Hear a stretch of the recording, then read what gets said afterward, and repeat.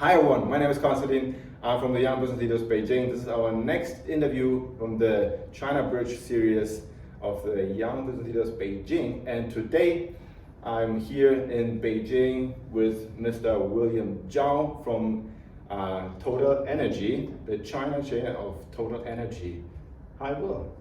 Thank you, Constantin. So thanks for your time. Yeah, well, it's a pleasure. First of all, it's really good that you're doing this for all your colleagues and friends, and I think it's a fantastic effort on your part to make sure that these messages communicate through. And we'll come back to that momentarily later. That idea of having conversations when you're 20s and 30s, start planning for your not just career but for your life is very instrumental. I think it is a good thing for you in the age of 20 or 30, start thinking what you want to do. More importantly, also about what you don't want to do. So allow me to firstly introduce myself and the company as well.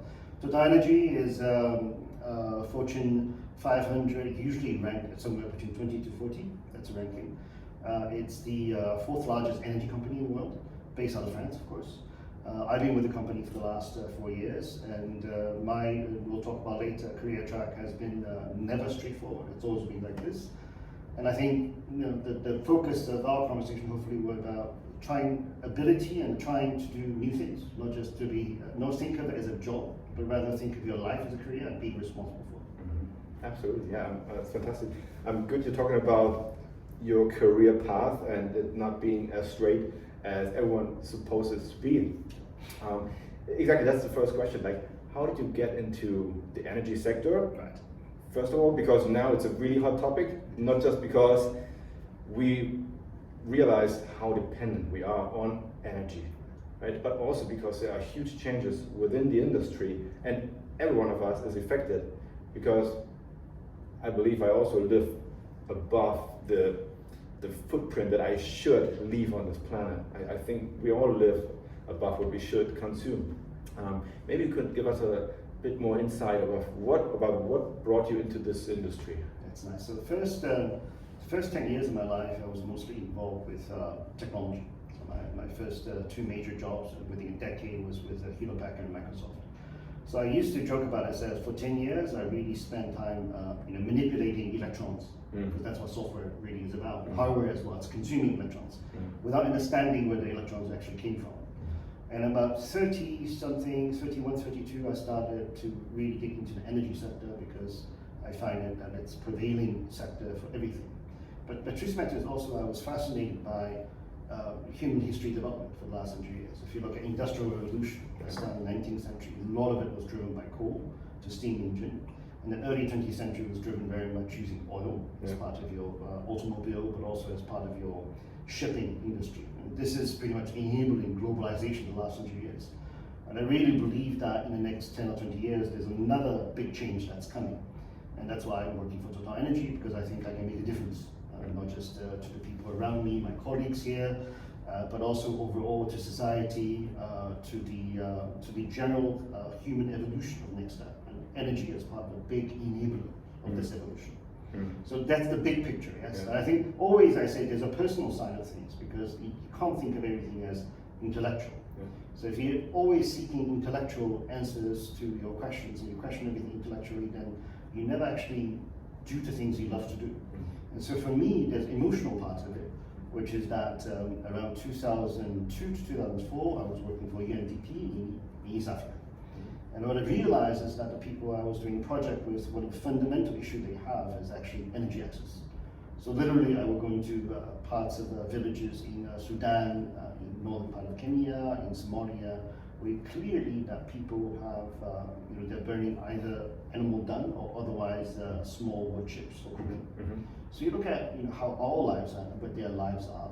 And I remember this moment, so I came back from Africa for 2 years and I landed in New York City, at Columbia University. And I remember just going into a supermarket and there was this huge aisle of frozen pizzas.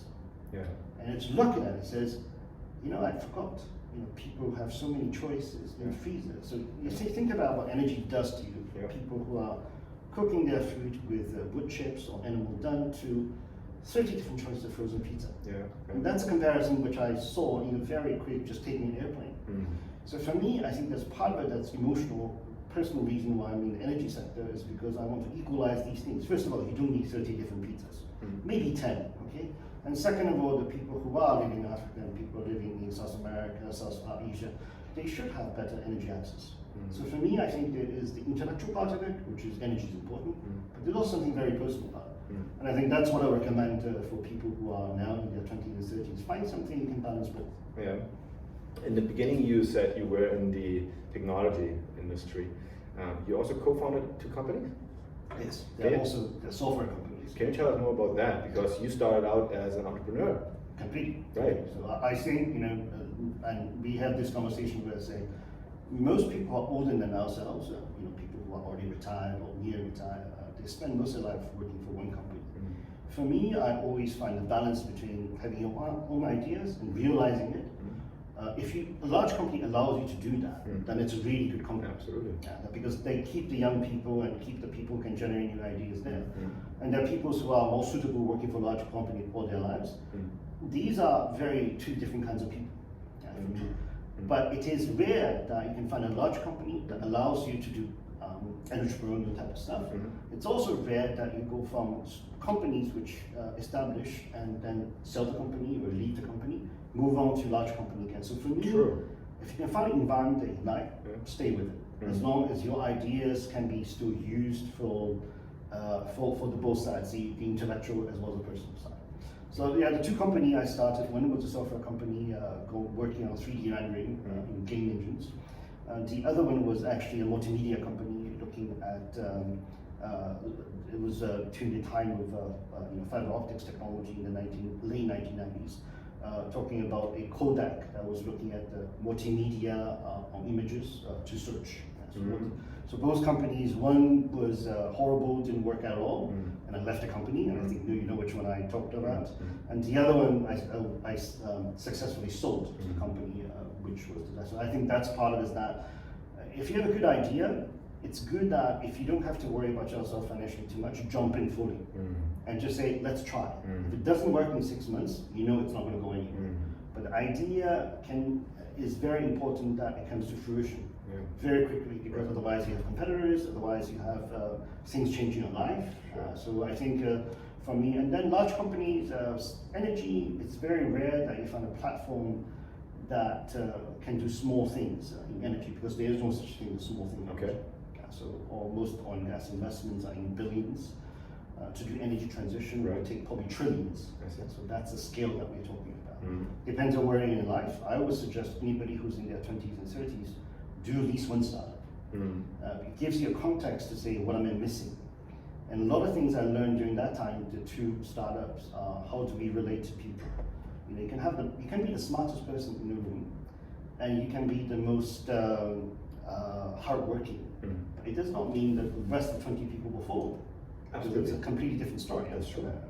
So when you hire people, what are you looking for? Like, are you looking more for the person who has initiative, who has ideas, or the one who's more like, I do everything you want me to do, I just, tell me what to do, I just go ahead. But if you think about it, right, we think about our companies and say it's human resources. Actually, human are not resources. Human are individuals, and they're completely different. So at different stage, you're actually a very different person. So in your 20s, you're learning things. I think it's fitting for a certain type of career track. In the 30s, 40s, and 50s, they're completely different career tracks. So when I hire people for certain positions, it's a different personality.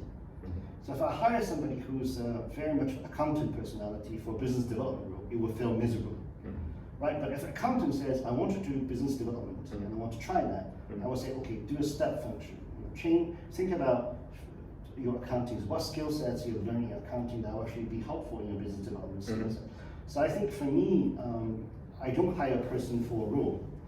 I hire a person for the next 10 or 20 years, so that person, does that person have the capability to change? Some people don't want to change. Some people want to keep on changing, keep on pushing themselves. And you see very quickly those people who want to push themselves further are the ones who are stretching their arms and legs for new things. So internal mobility within TotalEnergies is very important, because for me, I'm hiring you not for a accountant or business development, I'm hiring you for next 10 or 20 years.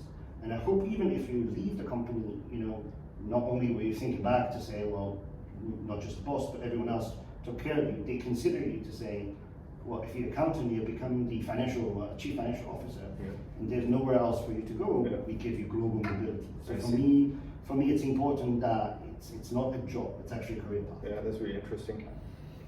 When I look at many people that I meet, they are unhappy with their jobs, and you just mentioned it. It should not be the job, right? It should be something that you like doing. Right. You get up in the morning and you say, wow, now I have the opportunity to work on this product, on this project, on this thing, to realize the vision of, let's say, my boss, or my own vision, or my own, maybe you're working on something internally, like you're an entrepreneur, also possible, right? Yeah. I believe that's a really important idea, but why is it that not everyone is happy with their jobs? So I revert that back to the person who's actually sitting in the seat interviewing. I said, first of all, career is your responsibility. So you cannot come to me and says, it's my manager's responsibility to manage my happiness. It's just like, I say, Constantin, your happiness is my responsibility. That's completely not going to work. Absolutely. So I think it is up to the person to say, is this the right company or not? Yeah. If it's not the right job, but it's the right company, then it's my responsibility to go to the manager to say, okay, I want something else more challenging. Okay. I can do a good job here for the next 3 years, 4 years, 5 years, but please give me something more challenging as the next step. How do I do that?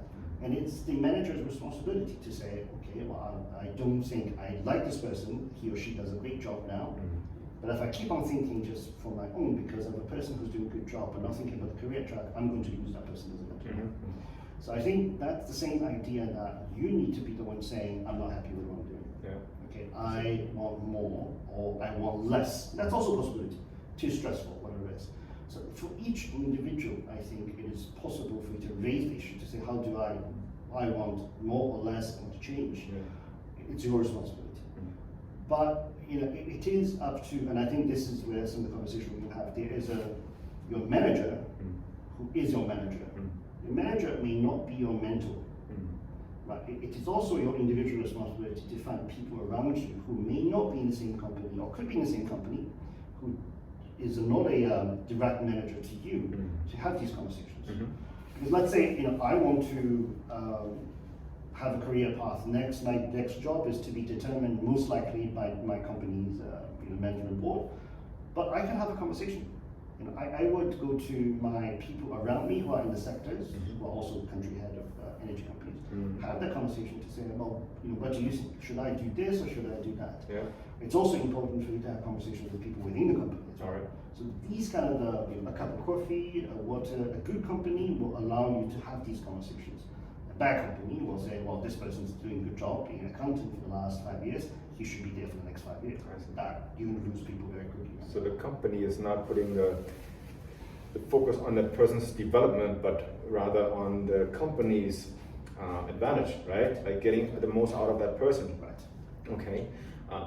So when you say those people should make a change, then my question is, how do you make decisions in really tough times? Right? When you can go left or you can go right. You just mentioned everyone should have a startup.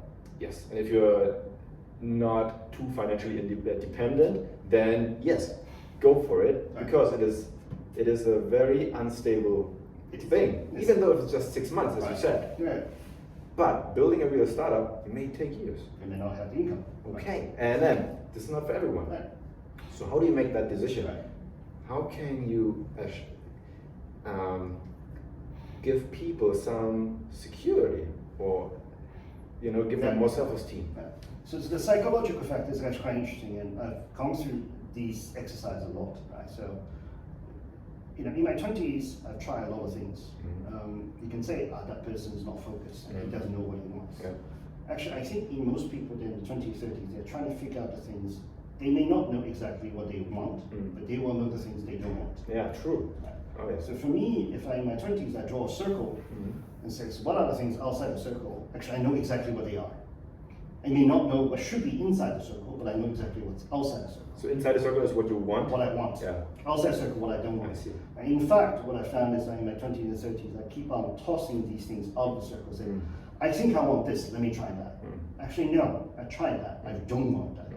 So whatever it is, I'm not going to assign attributes to say whether it's money or security or whatever these blocks are. You need to start tossing them out, so you only have a few pieces that's inside the circle. And so, let's say I was 29, starting a company, and I know what I don't want, which is outside the box. I don't want just a paycheck, but I do want a paycheck. Absolutely. You gotta get what I'm one. saying. You have to, right? So in combination of what I want for a paycheck, I want to do the things that, I want to try things that I've not tried before. Like managing software programmers, okay, and to be in charge of a product and actually take it all the way to the market. These things. Also, I don't want to have to worry about having a large company that's over me. I want to have a contract that says, if you deliver this product, we pay you this much for it. So you know what I'm saying? So I think you start kind of eliminating the things that you don't want, and then eventually. So I would say, in that regard, how do you make tough decisions? Exactly. If I'm doing a startup today in my 20s and I worry about money, and it says that if I do this for the next 6 months, I don't have an income, then I should try to say, okay, can I do this part-time? And I can have a partner with me, or 2 or 3 people who can be shared. It's a one position for 6 months. Now, let's make agreement between 3 of us. I do 30%, you do 30%, you do 30%. The other 60, 70%, you can still have a full-time job. But everybody has to deliver their 30% to make it 90%. Right? So you have that agreement with these people to say, you have to deliver what you have to. For 6 months, we're going to take it to a certain stage. Then, if it's successful, here's a milestone. We're all going to stop doing the stuff before, meaning having a job or a full-time security. We're going to jump into this. And we all agree to this. And so that's one way of taking some of the risks away, which is that you don't have the money to pay rent, you don't have to, 20 to 30s. Step in like a part-time Exactly. So, but you all have to deliver. The problem of having 30% is that a lot of people do not deliver the 30%. So you end up delivering 50%, the other person delivers 25, which does not work in a startup. You need 100%. Sure. And so, these things you can de-risk it in some ways, but you need good people to actually carry the weight with you. Right. So I think that's how we started with at least one of the startups, 25, 4 people. And we say we're all going to commit, and if this gets funding after 6 months, we all quit our other jobs and jump in this together. So we risk it. Is it going to be risky still? Of course it is. It is. So you're going to, after 6 months, even if you get funding, it's a risk that you will have to take. But for me, if you don't take risks in your 20s and 30s, 40s and 50s, it's more difficult. You have 3 children, you have a house payment, you have mortgages, you have obligations. You can still take risks if you have saved money or whatever, but it becomes very different. I see. So I think now, 20s and 30s, go. Okay. Do you, I believe you are more of a team player. You like to work with others on stuff? Or are you more like, if nobody follows me, I'm just gonna do what I believe in, and then people will see this is the right thing to do, and then they will follow me? Or are you more like, I need to gather a bunch of people, and then I will pursue my plan? I don't think that singularly I have all the aspects of the company. Right? So I cannot say that what you learn later on is that actually what you're good at, but also the circle. You find out very quickly what you're not good at, and you don't like to do. Okay, to be honest, I'm not an accountant. I understand, but I do not want to do it. So you kind of associate very quickly, surround you, but it's same as friendships, right? If your friendship is with people who are exactly like you, or marriage you, better yet, who are exactly like you, it doesn't quite work. It's much better if you surround yourself with people who are different from you, because they have things or skill sets or interests or whatever that you don't have, or even emotional capabilities that you do not have. And so, but that requires a type of self-recognition. Okay, sure. Right, so you're looking in the mirror to say, I'm good at certain things, but I'm actually really crap at certain things. So you need to recognize that, and then you say, okay, I need people like that so they can help me, or help the company to do together. So the idea that you will go singularly alone and people will follow you, I think, is a illusion. because people don't follow you because you're right. People follow you because they want to follow you. Right? That's two different stories. Nobody ever comes down says, Constantin, he's right. So he's a good leader, so we follow him. No, people follow you because Constantin, this guy actually understands what I need as well. And actually I feel like I'm contributing something bigger than just Constantin and myself. Sure. So it's again the intellectual argument of being right, but also the emotional part of it, which is that they feel that they're part of something bigger than themselves, which is all the issues that we talk about. Right. So I think you need both. So the emotional part is actually a really important one, especially if you want to inspire someone, or if you want to maybe not convince, but make them think about certain issues. Let's say there's energy. Okay, so we know, okay, we're eating too much meat. Yes, all of us. And we are throwing away too much food, sure, and we don't need to take the car every day. We could take the bike, but still, most of us do it. So to change that, there must be also an emotional component to it that we have not yet been able to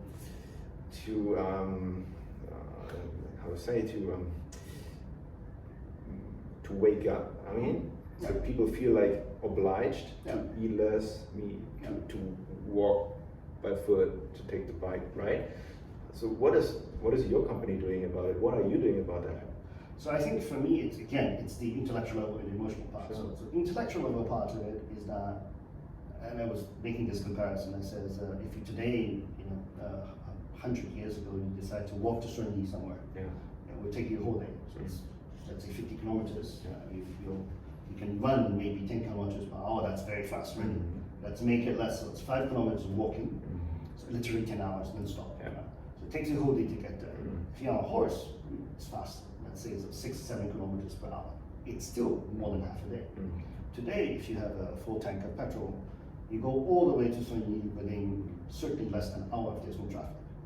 So I mean, just imagine the difference between 100 years. Right? But multiplied by 1 billion in terms of logistics, meat, the wine that you have, the beer that you drink, the vegetables that you get in the supermarket, and the plastics. So your life has been made very easy. The issue is that it comes at a cost. And that cost has not been calculated into the price you pay, whether it's monetary or something else. It's not there. In the long run, sustainability, climate change is part of it. The whole thing is about, emotionally, from my part of it, is living in a sustainable manner. It's simply not possible anymore for us to live the way we do if we know ecologically there's an impact that we don't even know. Okay, so it's the story of the avocado. So if you're having avocado in the wintertime in Germany, it should not be 1.5 euros per piece. It should be 20 euros. Probably, Because the cost of carrying that, growing somewhere, and shipping it to us. But of course, we've done this in such a large scale now that it becomes 1.5 euro during Christmas time in the European market. But if you think about Germany as well, where does it come from? Right. You realize it's picked by hands by imported labor. Why do you have cheap meat? Because you have 5 or 6 people in one room in a slaughterhouse. So you think about all the implications, and you can say none of it has to do with energy, but everything has to do with energy. True. So then come back to the intellectual part. So this is the emotional part. The intellectual part of it is, companies like Total, companies like ExxonMobil, companies like Zhao have enabled you to have that 1.5 euro avocado. True. Even though it does not show up clearly that it's part of that. Now the question is that, how do we, not just TotalEnergies, not just ExxonMobil, but a society like China, 1.4 billion people almost. India, next year will be 1.4 billion people. Europe, less than 1 billion, and then you have US as well. If you look at all these people, and then you have Africa, which, like I said, have people who do not have even firewood. They have to go get the firewood, get the water off it. And then you have 30 kind of different frozen pizzas in the freezer. So how do you bridge that in such a way that's fair for everyone? How do you make it such a case that it is not just about, you're able to get to Sunyi in less than an hour, so you can go hiking or you can do whatever you want, but it's about an equal way of doing this. And you can see all the issues that we're facing today. A lot of it is about inequality, financial inequality, monetary inequality, living standards inequality, energy access inequality, so all of it. So for me, TotalEnergies will have to play a part of it, but so do everyone else. The society, the politics, maybe even the way we are represented in the democratic system. In addressing one of the things China has been very good at is solving the pollution issue, and not just air pollution, but water pollution, soil pollution. With 40 years of development, which has been making goods on large scale cheaply, has cost the environment such a great deal. So all of that will have to play a part of it, but so do everyone else. The society, the politics, maybe even the way we are represented in the democratic system. In addressing one of the things China has been very good at is solving the pollution issue, and not just air pollution, but water pollution, soil pollution. With 40 years of development, which has been making goods on large scale cheaply, has cost the environment such a great deal. So all of that. So no, all the issues, and this is why I said, if you're going to do something you love. So because all these issues I do think about. So the TotalEnergies, but myself emotionally as well, what I want. And we all want to leave a, I don't like the word leave a mark behind because that's very arrogant. We want to make a small incremental difference in other people's lives. Okay. And whether you can do that in scale or not, we don't know yet. But to the people you love, to the people that you care about, your colleagues and employees, it's all the same. It's not different. If people like in their 20s or 30s want to get into the energy sector, what would you recommend them? Jump in. I mean, join Total, join a renewable company. I started doing the first time doing energy was actually renewable energy in Africa. It was completely out of, again, it's a tree branch. I said, that looks interesting, let me jump. And this is why I say take a leap of faith. Widen your horizon. Because it doesn't cost you a lot. It means that I didn't have a family, so back then, only thing I was giving up is less income coming from high tech to something that's at the UN level. But so it's completely different. So but take a leap of faith, because now if you don't do it, but if you like what you're doing and it's sector you like, then go for it. Okay. What would you give yourself as an advice 30 years ago? Jump earlier. So yeah, I enjoyed my time with all the technology companies, but I should have made a jump 5 years earlier. Really? Okay. Yes, because I think you not just only cost less, but actually you learn more. And I think I've gone through the entire energy value chain, and I still find it fascinating. And because it's such a big chain of things, you can almost jump from different industries. What about hydrogen? I don't know. I've not figured that out. So what happens to aviation fuel? I don't know how to answer. So all these things, and then I would recommend, people start trying things out. Do an internship, do something for free, and then say, okay, let me try that, see how does it work, and then talk to the people who are in the industry, have conversations. Interesting. Okay. Question related to the price of energy. When I think about it, you just said African countries. Obviously, the countries themselves, they don't have living standards as, for example, big cities in China, right? Should the energy price be the same as in a Western country? You know what I'm talking about? Because we are in Germany, for example, obviously trying to have more renewable energy. I'm wondering, is the renewable energy more expensive than the cheap, like coal in the earth? I mean, the coal price is, when you say power generation parity, it's getting closer. Coal price parity of generation versus renewable, it's getting closer and closer. But even coal is not available in a lot of parts of the world. Coal is available. It's obviously China is largely on coal, India as well, but in a lot of the countries, coal is not available. So the energy access ability, because when you say energy access, it's not just talking about cooking fuel. It's about access to market. Do you have the transportation to take your produce or vegetables to the marketplace? It's about education, so it has huge impacts. But you're right. I mean, I think overall it's about equality. Can you equalize it? And this is why the part of the COP27 discussion, also COP26 and 27 discussion, is that how do you do this fairly? Should the developed countries just transfer money to developing countries like Africa, or should it be in such a way, and that numbers being talked about, $100 billion, etc. How do you do this in such a way that whatever we're doing with climate change, will have global impact. And some of that impact will means that somebody in Africa is still going through that cycle trying to find the proper feed for their energy. Okay. When we talk about climate change and oil and coal, it's not always very positive. Do you have any positive message you would like to share? Like, what's going on? What do you think? Are we on the right track to minimize the impact of climate change? Yeah, so I can throw in all the things about politics and COP26, COP27, which is taking place in Sharm el-Sheikh, Egypt this year. You can put in all the negative stuff, but just the recognition this is something that impacts 8 billion people, soon to be 10 billion people, is a major step. I mean, if you imagine what happened, Kyoto Protocol, 1997, we tried a lot of different things, Paris Accord, so if you look at the progression, the momentum is there. But I think what is not easy is for people to realize that every single individual on this planet is actually a contributor to the problem, but can also be a solution to the problem. The problem literally is that we are living a very unsustainable way.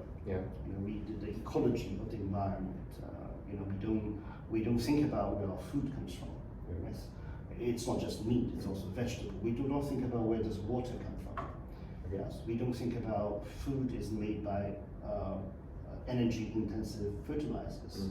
So there is a very big movement now on the local level in Europe, especially, and possibly here as well, to go low, to go more regenerative. So when you plant a crop, you do crop rotation in a different way. You replenish the soil instead of putting nitrogen and potassium into the soil. Now you are talking about regenerating in a natural way. So it's interesting that now we are going back to the same methodology we have used 100 years ago, and we have to do that because the impact is huge. Okay.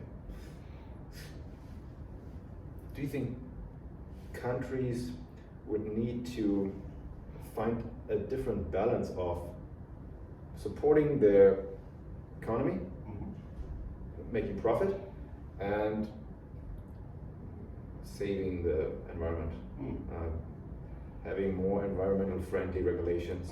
Because those two things, it seems to me, they're kind of working against each other. They need a trade-off, but not every country is willing, I believe, to regulate very, very hard, very, very harsh, because the economy may shrink. So what is your thought? Well, fortunately and unfortunately, it depends on how you look at it. We tend to price everything now. Right? So we think about as regulation or pricing mechanisms. So we say if I put a penalty on you, then you will behave differently. And I'm not sure that's true with a lot of things in life. I cannot price everything, because then the price everything become the values that you believe in. So you can sell your values for a price, which I'm not sure I really believe in. Sure, you can. So I think there is part of it which is also on the economic theories that's looking at to say, okay, how do you do this? Not everything becomes a price. I think that the bigger question, like you said, whether economic development versus climate change, that they're going in separate directions. They actually, one goes up, one goes down, is not the right mechanism. Right? That means that for every single economic development that you do, it's coming at the cost of something environmental. So you're building a highway because you're cutting through the forest. So you are building a bridge, but it's preventing the fish from going upstream. So all these issues. So I think that it comes back to also very UN days, is that I think first thing you try to do is do no harm. And if you are trying to make an impact, try to limit that impact as much as you can on the natural environment, on the ecology, on the people, on the neighbors around you. And I think it's not easy, but for a lot of the projects we try to do that, and it's not easy to do. There is no such thing as a pure project that has no impact on the environment whatsoever. But you say, okay, it's a complicated question, but I think it takes, again, individuals, it takes society, it takes companies, it takes governments, it takes everybody working together to do it. When I look at Germany right now, big cities, Berlin, some people try to get rid of the cars inside the cities. It has pro and it has cons, right? Right, of course. I mean, if you, when I just think about it, in wintertime, how many people will enter the city center to buy stuff, right? This is the economy, right? You need to buy stuff, otherwise the economy will go down. So if you cannot transport your stuff, then why should you go there and buy it in the first place? And if you don't buy it, then who's gonna run their shops in the city center? So nobody. At the end, we will just have gardens and parks. Right. So that also means that the large supermarkets will have difficulty getting the supply as well. Sure. Okay, the trucks will have to come in, etc.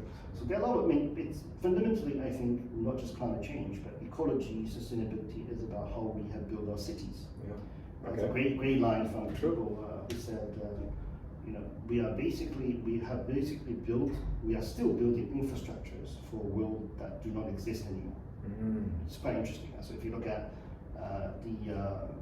the flood in southern China, you look at the heat waves in Shanghai, today it's 41 degrees, you look at India, you look at where I used to work in parts of East Africa. I mean, 20 years ago, the crop rotation was already off. Three plantations, you're looking only one. So all these issues are already happening. The question is that can we build infrastructures to sustain the way we are living? The truth matter is you have to really rethink about the entire infrastructure and the way you live to solve some problems. Are we able to do that? I hope so, because I think it's one of those make or break questions. Look outside. There's so many cars. Yes, but at the same time, you think about the amount of subway and the tubes they have built. Absolutely, yeah. So most of my employees, I would say 80% do not come in here with cars. They come here with public transportation. Because they live the vision. But also because they live within the second and third and fourth lane. Very practical reasons. So I talk to people in Adelaide that say, how long does it take for you to come to work? Yeah. And they say anywhere between 20 minutes, which is very much in the very close, to 45 minutes. Yeah. And they have to change one or two stops. Right. So if you think about cities like this, actually in the subway system, it's a bit more similar to the European. So if you go to Houston, Texas today, there is no public transportation. Oh, really? So there is no subway. There are buses. Sorry, I haven't been living there. Okay. But you look at and why is that? Because oil was cheap, gas was cheap, cars was big. So I mean, sorry, I'm bad mouthing Houston, but there are many cities like that in the world. They build the city and they build the city not on rock and roll. They build the city on concepts that do not exist anymore. Right. So, and all of that is really rethinking about how we live our lives. Okay. It does have to do with quality of life as well. I mean, so one of the things I look forward to in Germany is that we have cars, but I actually don't want to drive cars. So on the weekend, maybe I take the car to pick up the trunk, go get drinks, which are heavy, fine. Yeah. Okay, but other than that, I can take a bicycle. Right. And I can buy things I need for today. And then tomorrow I do it again.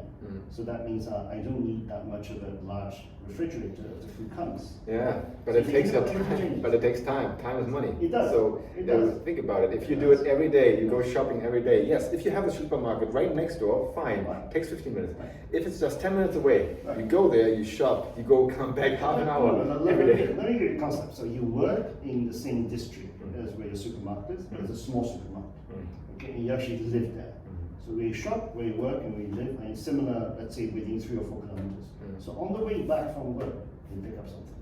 And then that's the way we used to be, right? So I remember the days when I was in Shanghai, that every morning my grandmother, 6 o'clock in the morning, would push me on trolley, freezing cold Shanghai, to get, because there was no fridge.